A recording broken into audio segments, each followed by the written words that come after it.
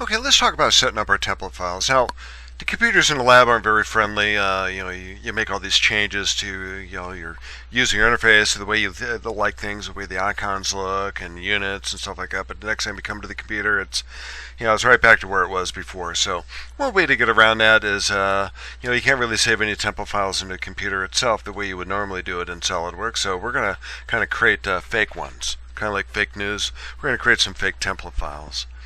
So let's do this. Let's start with inch, pound, second, and we're going to open up just a regular part, and we're going to make changes to it, and we're going to save that in our folder called week 0, or maybe template folder that in a location you like, and then we're going to go ahead and use that from this point on. So let's do this.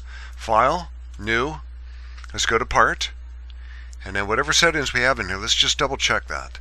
So we're going to go up here and we're going to make some changes. So we're going to go to options, and this is going to be for document properties. We're going to go into document properties.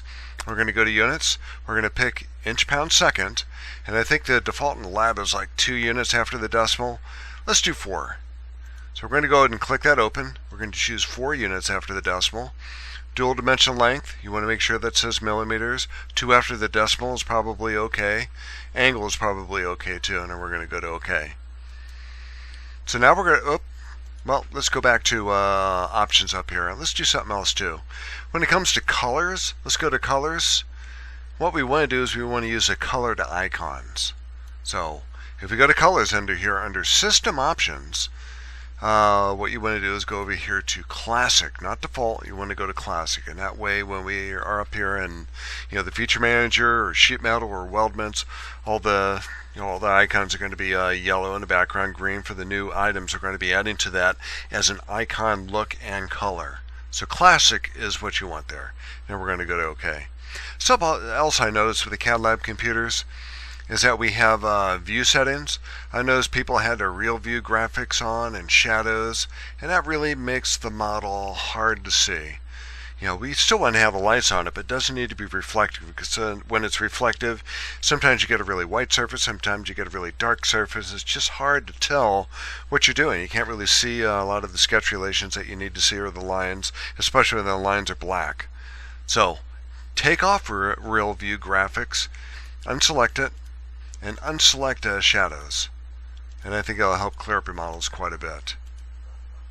So now we're going to go ahead and save it. Go ahead and save it in a folder of your choice, and probably should save it as, I'm going to go ahead and save it in this folder over here, but you can probably save it as inch, pound, second, inch, dash, pound, dash, second, and then the last thing you want to put in there is template, and save it as a part file rather than a template file, because if you save it as a template file, then you have to tell the computer where to look for that template file, and you have to do that every time you come into the lab, so that's not very friendly. So let's do that. So once you do that, now we're going to go ahead and save that as a different file. Now we're going to go ahead and save that as millimeter gram second.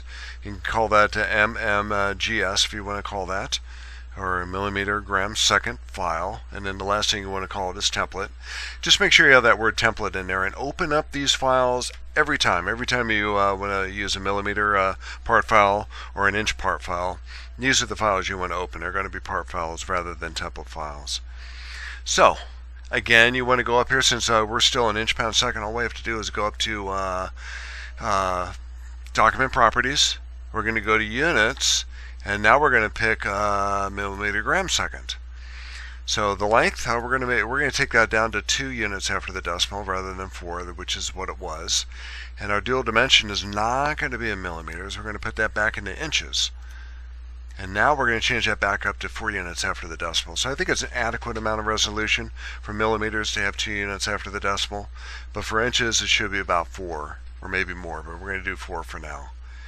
And then go to OK, and now go ahead and save that again, and now you have your inch, pound, second template file and your millimeter gram second template file that you could use with the settings that you like. And we might add more settings as a quarter goes on, but now you have these to use as kind of a fake template file. Just open up that part file when you're ready to start a model.